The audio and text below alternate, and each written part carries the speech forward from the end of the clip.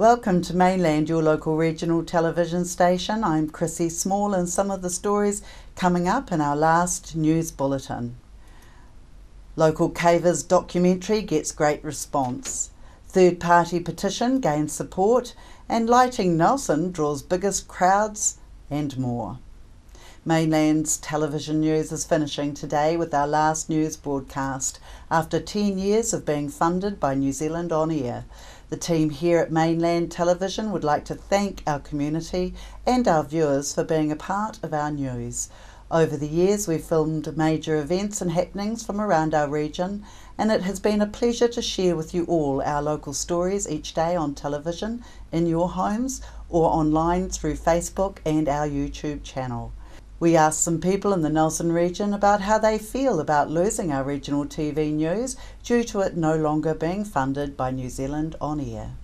I think it really sucks because some people actually just like the TV for the news, and if we can get a lot more local news, because they just seem to, even when they put the weather forecast on, they just fly over the top of us and say what's going to happen there, and then they keep going.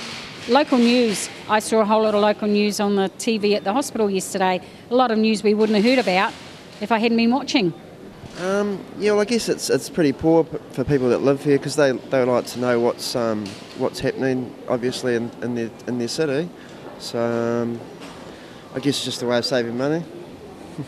I think it's a shame because Mainland's been around a long time. I actually helped shift your boss to Nelson when he first came here. So when I drove for Kirby's, but I can't get Mainland at home at the moment, but I reckon it's a very good program. It's well worth it, and everyone that does get it speaks very highly of it, and I think they should fund it a bit, yeah. Oh, I think it's very poor actually. We should have a bit of funding going on for Nelson and see what's going on in our area, because it's a good area and there's always something happening, so no, I think it's very poor. Well, I think it should be TV in Nelson still. Well, it's disgusting. No, I mean, all we think about is main centres. Regionals is the most important part of the country. That's where all the money's made. Farming, agriculture, all the different, especially in this area, fruit and stuff. Well, that's a bit of a shame, yeah. Local news is always, well, important and interesting, so yeah, that's a bit of a shame. Well, I think it's a bit of a shame, really, because there's very little local TV in New Zealand these days, is there? So that'd be a shame. Yeah, I think that's quite sad actually. I don't watch a lot of TV myself, but I do see the importance of local TV. I have watched our Mainland TV over the years a few times, and there have been some really neat things come up on there. And a really neat thing about it is that you see people that you know and that on there. But I think it's really sad that the government aren't going to be funding that anymore. It's quite sad actually. Oh, I don't think it's very good.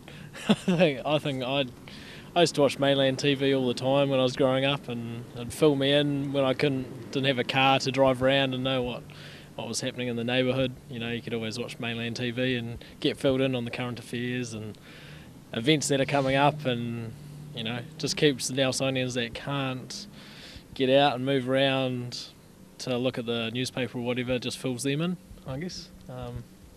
Yeah, it's a bit sad to hear. I think they should do.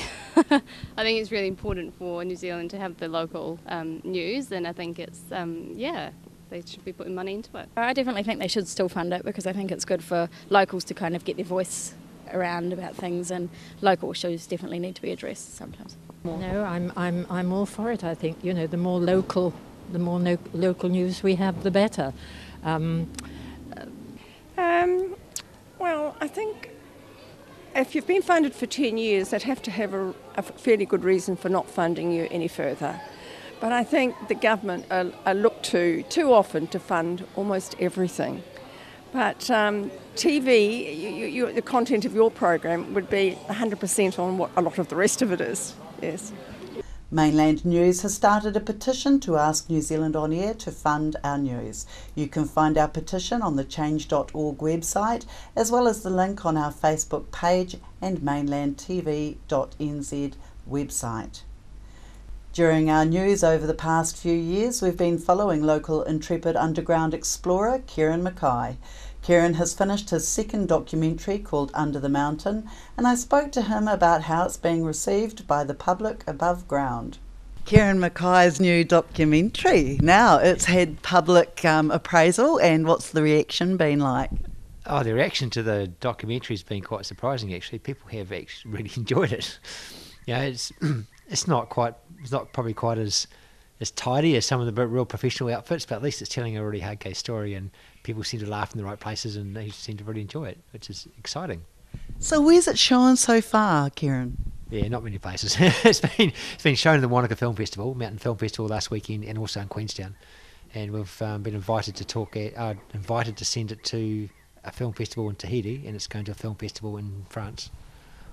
Look, that sounds encouraging. And, you know, this is your second documentary foray, isn't it? Yeah, that's right. We made one about 4 years ago about exploring on Mount Arthur, and it was great. It was really good fun, quite a funky documentary and really full on. And unfortunately, the editing of it was so hard work. I just burned me out. I just didn't want to do another one. And it's taken me 3 years to kind of get back onto the horse again. And I've really enjoyed making this one. It's been good fun. Well, that's good news, because I'm sure we're going to see more from you. This is number 2. It's getting a great reception. We're going to show it here on Mainland TV at some stage very soon, yes. And which is great. And we're so delighted to be able to do that. And we can honestly say it's homegrown. It is totally homegrown. I mean, it's just a bunch of us local people going out and going caving and filming what we're doing and making a story about it. And it's people think we're sensationalising things, but things it's not. It's exactly it's what we do, and it's just seeing what we do, and it's really good to be able to share it with people. Will you be putting it up on the internet at all for those that don't watch a bit of telly but they'd rather use their smart TVs? Yeah, we're going to be going on YouTube, and all you have to do is search for it's called Beneath the Mountains, and just search on YouTube for Beneath the Mountains, and I'll probably be doing that in the next few weeks. Well, that's exciting. So where to from here, Kieran? Any more adventures? I mean, you're always having adventures, but what's the next one? We're actually going up onto Mount Owen in about 3 weeks' time, and we're going to be going into a cave called Bohemia Cave, and it's a really, really wonderful cave. We're taking diving gear in there, and at the bottom of the cave, 500 metres below the entrance, is it's an underwater passage we want to go and dive through. So we're diving at the bottom, and we're doing some rock climbing and stuff up at the top end of the cave to try and extend the top end up higher. So will you be taking a pickaxe to break the ice on the water when you get down there? Oh, yeah, it's going to be cold. With a bit of luck, it won't be quite that cold. Well, you're a braver man than many I know, and thermals. I mean, how do you keep warm down there once you're wet? How do you keep warm? You'd be quite surprised that the cave temperature is not actually that bad. It's 3-4 degrees, but it's often much warmer underground, especially this time of year, than above ground. We can get below zero above ground, and underground just stays constant. Doing the neighbourly thing can sometimes lead to a total breakdown in neighbourly relations, as Mainland Television discovered when an elderly Mapua woman had unwanted help with her gardening. Okay, neighbourly disputes. Now, you normally see these things on other TV shows, but here in Mapua, we've got a situation here, Rose. Tell us a bit about what's gone on here. Well, I was growing my hedge to stop the wind because that's the way my garden is, because I've been organic for 50 years and I like it to be as it is. But when I was out on Thursday, 2 days ago, this man got up and chainsawed my hedge off because it suited him without even asking me. Is this on his boundary or on yours? It's on mine. It's my hedge and his fence the other side of it. So he had no right to do that unless there were little pieces hanging over, and he could have done that by law. Had he come over at all to talk to you about that? Never. He had once made a hole in the hedge at the other end, down there, and come through with his wife, and she'd said, "How do we get to Langford Drive?" Well, they live in Langford Drive. For goodness sake, this is not a footpath, you know, And so I said, well, you go down to the end of my drive and you'll see the notice the police have put there. Do not enter without prior arrangement. Are these people, have they bought the house or are they just renting? No, they bought it. And the police gave me my notices, the New Zealand police. And then when I came home the next morning, Jason came with his dog, And Jason said, why have you cut your hedge, Rosie? And I said, I haven't. I'm not cutting it. I'm growing it. I've been growing it for the last 2 or 3 years. And he said, but it's all over your drive. And I said, oh, goodness gracious me. And then I looked out of the window, and the neighbour was up there with with his huge chainsaw, and he was about to take this last little bit off. And so I yelled at him, don't do that, please. That is illegal. And then I rang the police, and I rang the Citizens Advice and the law, and I rang the Mainland TV, and I rang anyone, and TDC. I went to see the TDC about it yesterday, gave them a copy of this letter that I have here. So what was the response? What can you do? I can't do anything. You can't put a piece of tree back on a tree, can you? No. Legally, what can you do? Oh, I could take a lawyer and I could, I suppose, have him for trespassing and vandalism and for stealing the tops, because the tops go on my pile here, which is for mulch for my garden. Right, so he's got the rest of the plantation over on his side. He's got 3 or 4 feet of it on his side. Okay. That's not on. So what's the resolution here, Rose? The resolution is don't do it again, and learn that you do not treat your neighbours that way. And okay, if they've come from Invercargill, apparently, if that's what you do in Invercargill, then you don't do that in the Nelson province. But when I went to the TDC and spoke to the lady who's the arbitrator, she said, but I come from Invercargill, we can't do that down there either. Something that has likely happened to many of us, like being involved in a car collision where the perpetrator of the accident has no insurance. And this can quickly become a situation that many find frustrating and costly when getting remuneration for vehicle damages. We covered a story some months ago with local identity Jeannie, who struck this very problem and decided to do something about it. I spoke to Jeannie in the studio this week to see how she was getting on.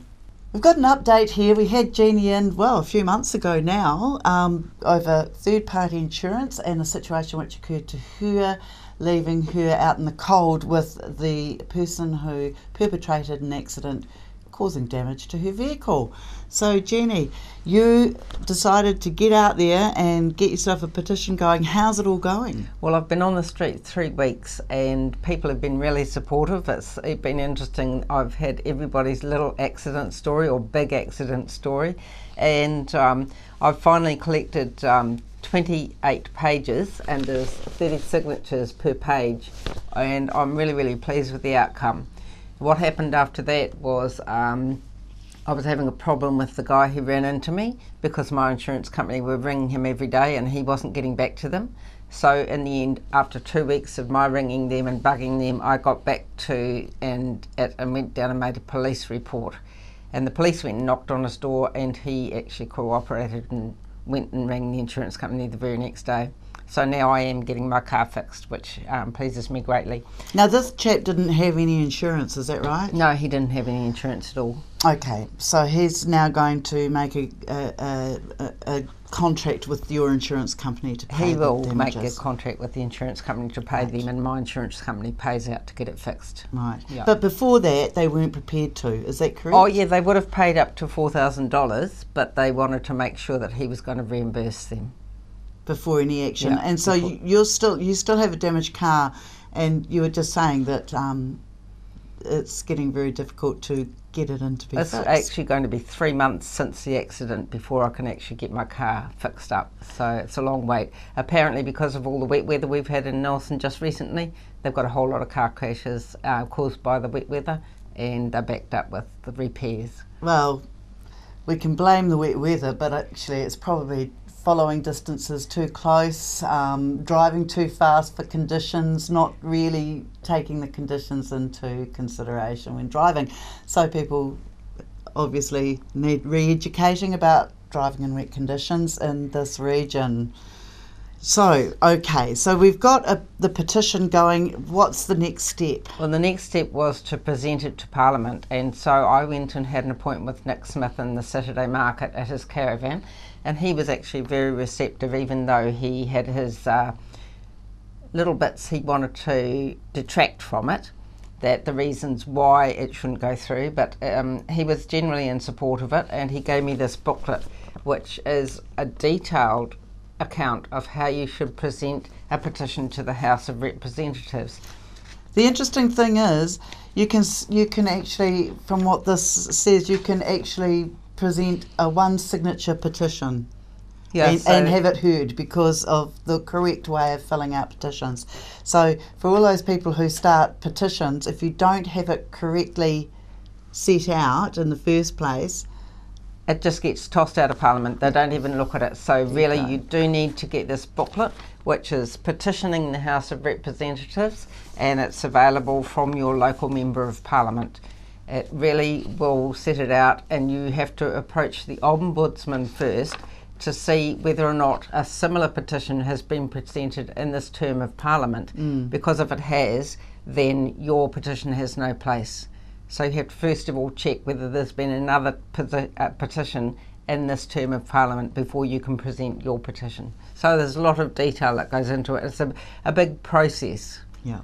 Okay. So have lots of patience with the process. Right. So basically what you're asking for in this petition is that third-party insurance is compulsory.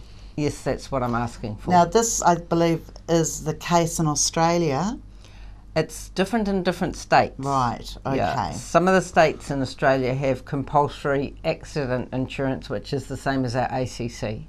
New Zealand actually had compulsory third-party insurance since 1928. It was one of the first countries to do so, and then when ACC came in 1974, third-party insurance compulsory was scrapped and taken over by the accident and injury insurance. Oh dear. So, okay, so so it's left us a wee bit out in the cold, and all those people that don't have insurance are only obligated by law to pay out. Is that right? Yes, if they're in the wrong, yeah. And some people didn't sign the petition simply because they say New Zealand is a free country and therefore people should have freedom of choice. So it was interesting, and it's been a huge learning curve for me to learn all about how to run a petition. Right.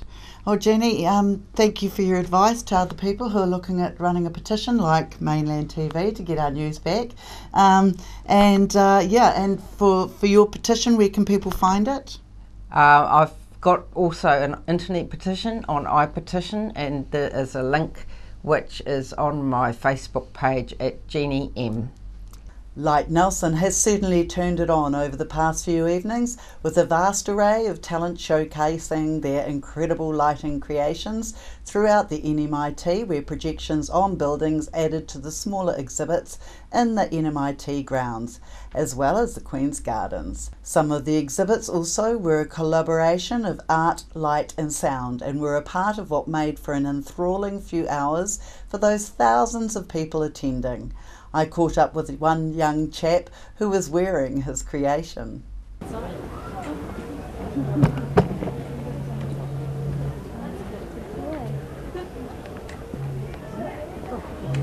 So did you design this? Yes, I did. Great. What's your name? Matthew Martin. Matthew. Oh, great work, Matthew. And this is to signify your parts of your body, is it? Yeah, so I've got a beating heart in the middle, and it kind of drips blood around, and then I've also got these ribs on the side which you can move up and down. Yep. Yep, and then there's a touchpad which moves the green cursor. And do you take this out on dates with your girlfriend? No, it's a bit too fragile for that. Oh, is it? It's just that she'd be able to tell what mood you're in if your heart starts beating faster and that sort of thing. And that he's got a heart. It could. That always helps. It's very cool. Thank you. Light Nelson is being declared an overwhelming success and is set to beat the 2014 attendance of 40,000 people. Light Nelson Trust Chairman Brian Riley said that there were 7,000 people through the Nelson Light Festival on opening night, over 12,000 on Saturday night and 15,500 on Sunday night. This is based on the count at the main Hardy Street gate into the Queen's Gardens, and with some allowance for those who only went to see the NMIT site. John Baxter's big digital mapping of the old Technical Institute was hugely impressive on Hardy Street and proved popular. It also helped to spread the load between the two venues. Riley said the response from the public was almost exclusively positive. He said people had been spontaneously thanking them for the event and commenting on how well organised it was. The additional planning paid off with the one-way system, and close to 100 volunteers were helping to guide people around. People were also very positive about the installations they'd come out to see. So we leave you now with some images taken from Light Nelson.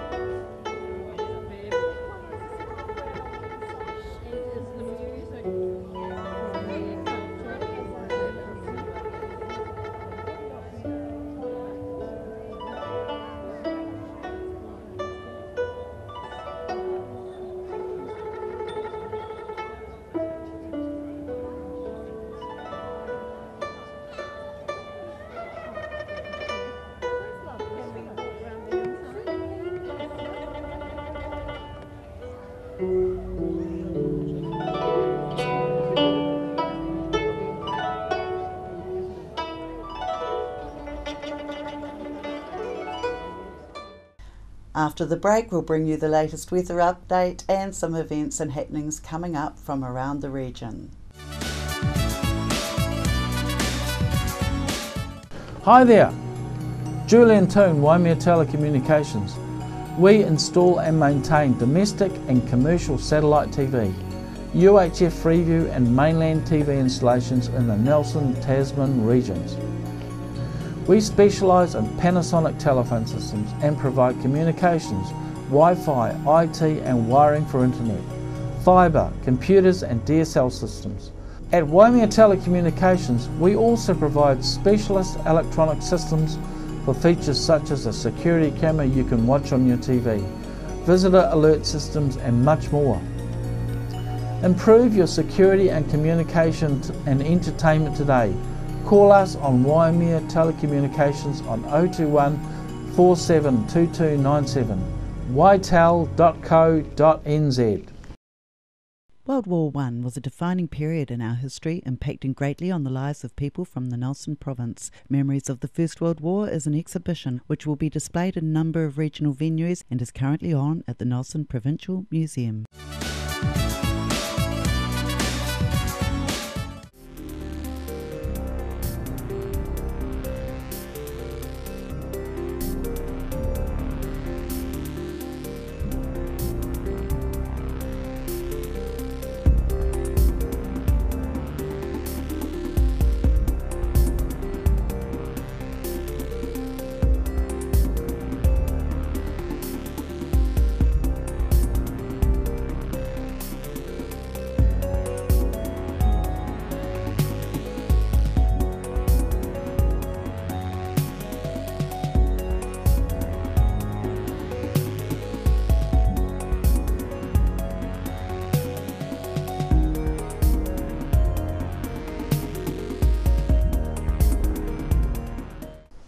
Sit and Be Fit is on at the Victory Community Centre Tuesdays and Thursdays at 10 a.m. at the Victory Community Church, 238 Upper Vanguard Street. School terms only.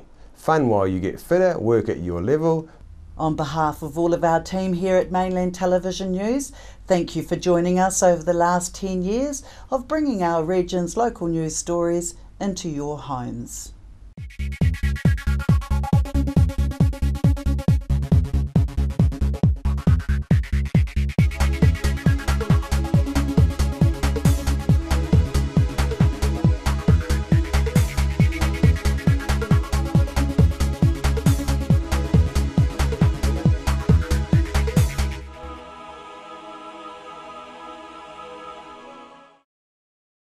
Supporting local content so you can see more of New Zealand on air.